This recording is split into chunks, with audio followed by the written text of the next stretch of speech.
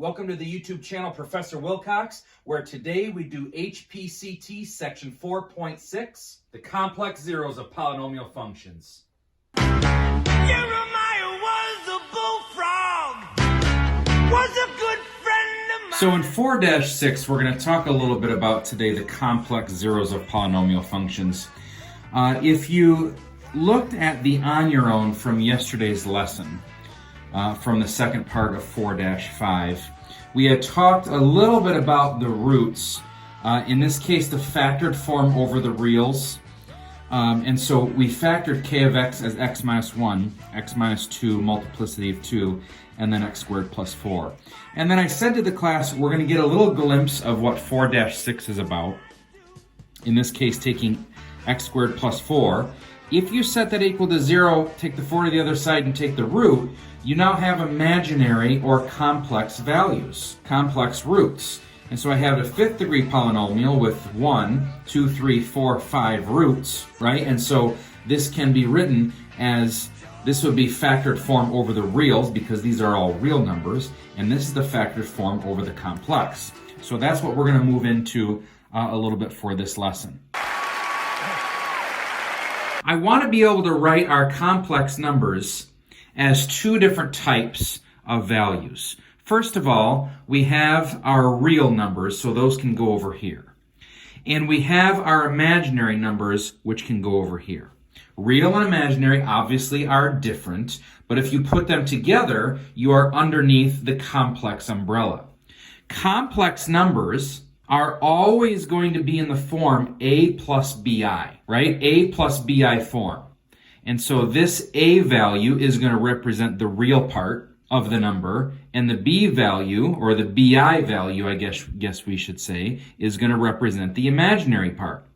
And you put them together, you have a complex number. So for example, 3 plus 4i is a complex number. 22 plus 0i, where I don't have a complex or an imaginary part, is going to be written as a complex number.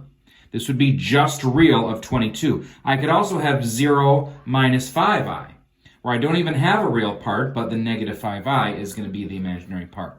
And then what I should mention is that we could take our real numbers and we can break those down into two different types. And the first type is rational, and the second type is irrational. Part of the lesson also is called the fundamental theorem of algebra, and I want to give you that FTA. It's called the FTA right about now, the fundamental theorem of algebra. If you have a root, let's call that lowercase r, at a plus bi, all right, so if your root of a plus bi is a 0 of f, then a minus bi is also a root, or let's say also a 0 to keep consistent. Notice what these look like, a plus bi, a minus bi. And if you remember anything from Algebra 2, these have a name, and those names are conjugates. Complex pairs come in conjugates. Complex roots come in conjugates. So for example, if 2 plus I is a root of my polynomial, 2 minus I is also a root. The real part stays the same, 2 and 2, and plus I minus I will change. If negative 4 minus 11i is a root of the polynomial, then negative 4 plus 11i is a root of my polynomial. So let's look at 3 examples today. Example 1. Find a polynomial whose roots are 2, negative 1, and 3 minus I. So if I'm going to find a polynomial whose roots are 2, negative 1, and 3 minus I, we first have to think about what the factors are going to be. So I have a function. My first root is 2. That means my first factor is x minus 2, because if I take 2 and plug it in, that's going to give me 0. My next factor is negative 1. That means, my next root is negative 1. That means my next factor is going to be x plus 1. Think about this 3 minus I for a minute. If I had a root of x equals 2, I take the 2 over, right, and get x minus 2 equals 0, and that's how I have a factor of x minus 2. If I have x equals negative 1, I take the 1 over and I have x plus 1, and that's my factor. If I have x equals 3 minus I bring both terms over, is x minus 3 plus I, right? And that's equal to 0. So this technically is going to be my factor. Let's rewrite this as x minus 3 plus I. Now, remember what the fundamental theorem of algebra says. Complex pairs, complex roots come in conjugates. If 3 minus I is a root, that means 3 plus I is also a root. So if I have x equals 3 plus I can bring those to the other side and call this x minus 3 minus I, which is going to be my factor. So I'm going to put that right here, x minus 3 minus I. Question says, keyword polynomial. Find a polynomial whose roots are these. First thing I want to do is multiply these two here. First times first is x squared. Outer is 1x, inner is negative 2x. Add them together is negative x. And last times last is a minus 2. I want to show you a trick with these two things here. And what I would like to do is I would like to take the x minus 3 and the x minus 3 and pair them together. So I'm going to sort of insert a little set of parentheses here in the x minus 3 and the x minus 3 like that. So that one is x minus 3 plus I, and one is x minus 3 minus I. I want you to think about this for a second. I'm going to put a little side note over here. Conjugates, which may be like a plus bi and a minus bi, if I were to FOIL this together, first times first is a squared. Outer is negative abi, inner is positive abi, and those would cancel. And last times last is bi times negative bi, which is negative b squared I squared. And if you remember anything from Algebra 2, I squared, by definition of a complex number or an imaginary number, is equal to negative 1. So when I have an I squared, I can just cross it out and change a sign. The point is that when I multiply two complex numbers together, is just a squared plus b squared. And so back to this, if I consider my x minus 3 as my a value, right, this is going to be x minus 3 squared, and then a plus 1. The reason being because plus I times minus I is minus I squared, cross it out, change a sign, is really a plus 1. This makes things a little bit easier for me. So let's bring this down here real quick. We'll make this easier on the right-hand side. X minus 3 squared, if I open this up, x squared, right? Outer is negative 3x, inner is negative 3x, add them together is negative 6x. Last times last is negative 3 times negative 3, which is positive 9, plus 1 is a positive 10. Now I can multiply these trinomials together. Let's do this. If I start with x squared and multiply by all these, x squared times x squared is x to the fourth, multiply that by x squared is negative x to the third, multiply that by x squared is negative 2x squared. That one is done. Let's move to the negative 6x. That times negative 6x is negative 6x to the third. Line it up underneath the x to the third column. Negative 6x times negative x is a positive 6x squared. Negative 6x times negative 2 is a positive 12x. That one is done. Let's move to the 10. 10 times x squared is 10x squared. I line it up under here. 10 times negative x is negative 10x, and 10 times negative 2 is negative 20. When I add all this stuff together, the x to the fourth comes down. Negative x cubed, negative 6x cubed is negative 6x cubed, negative 7x cubed. 10 to the 16 minus 2 is 14x squared, plus 2x minus 20. And this is my polynomial function with those four roots. Notice only 3 roots were given to you, but we have a fourth degree polynomial because The complex roots come in pairs. So, for example 2, let's find the complex zeros of the following function. F of x equals 2x to the fourth minus 7x to the third plus 13x squared minus 28x plus 20. I do know by looking at this that it is a fourth degree polynomial, so we are looking for 4 roots. Let's first make a list of all of the possible rational roots using the rational root theorem. My constant is 20, so the factors of 20 are plus or minus 1, plus or minus 2, skip 3, plus or minus 4, plus or minus 5, skip 7, 8, 9, 6, 7, 8, 9, plus or minus 10, and then plus or minus 20. I then need to take the odd numbers and put them over the Q value, plus or minus 1/2. Plus or minus 2 halves is 1, 4 halves, 5 halves, plus or minus 5 halves. These are the possible rational roots that we have of our function. Let's use Descartes' rule of signs to figure out how many potential positive roots there would be. If I look at my function, f of x, how many sign changes are we talking about? 2 to negative, that's 1. Negative to positive, that's 1. To negative, that's 1. to positive, that's 1. So we have 4 sign changes, which means they're either 4, 2, or 0 potential positive real roots. Let's evaluate f of negative x, and we will do the same thing. I am then going to change the odd exponents, change the odd exponent to a positive 7x to the third. My 13x squared stays the same. My 28x changes to a positive, and my 20 stays the same. That means we have 0 negative real roots. Okay, so in order to figure out which ones might be good roots here, let's graph them. 2x to the fourth minus 7x math cubed plus 13x squared minus 28x plus 20. Graph it. Okay, let's go back to standard graphing, zoom 6. Takes me right about here. And if we look at this, it looks like we have a root at 1. And what would this be? 5 halves, right? So let's do 1 and 5 halves and see if this is going to work. So we take the 1, we're going to synthetic divide this to prove that we have no remainder. If we have no remainder, then we know that 1 is a root. So drop down the 2. 1 times 2 is 2. Add them up is -5. Multiply is -5. Add them up is 8. That's 8. That's -20. Multiply is -20. No remainder. And so now it looked to me like this is 1, 2, 3. So this is 2.5. And we'll call that 5 halves. Which makes sense because it does say that we have 4, 2, or 0 potential positive real roots. So we can see that we have no remainder with this. Drop down the 2. 5 halves times 2 is 5 because the 2's cancel. That's a 0. 5 halves times 0 is 0. Add them up is 8. 5 halves times 8 is 5 times 8, which is 40, divided by 2, which is 20. So we have no remainder. Right? So these are all good. I want to show you 2 different things here for this problem. The first thing is that we're going to show how this can be factored over the reals. And then we're going to show how it can be factored over the complex.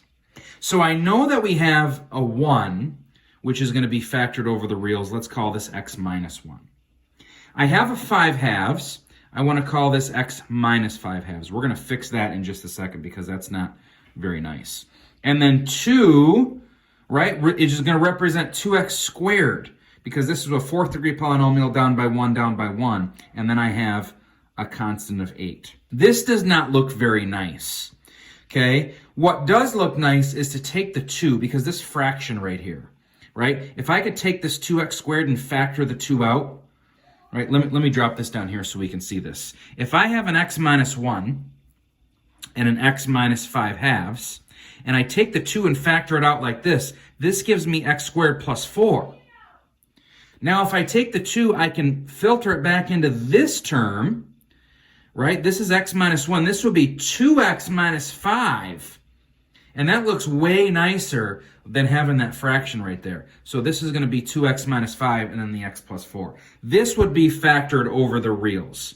This is how we want this to look. Now factored over the complex, because remember, the original question says find the complex zeros, right? And if I take what we had left, let's say 2x squared plus 8, set it equal to 0. This is going to tell me where those complex zeros are located. Minus 8, that means 2x squared equals -8. Divide by 2, divide by 2. X squared equals -4. It looks like root. My complex zeros are going to be found at plus or minus 2i. And so now we can write this factored over the complex. Okay, my first factor is going to be 2x minus 5. My second factor is going to be x minus 1. And then we have plus or minus 2i, so let's write this as x plus 2i and then x minus 2i. Okay, so that's going to be factored over the complex.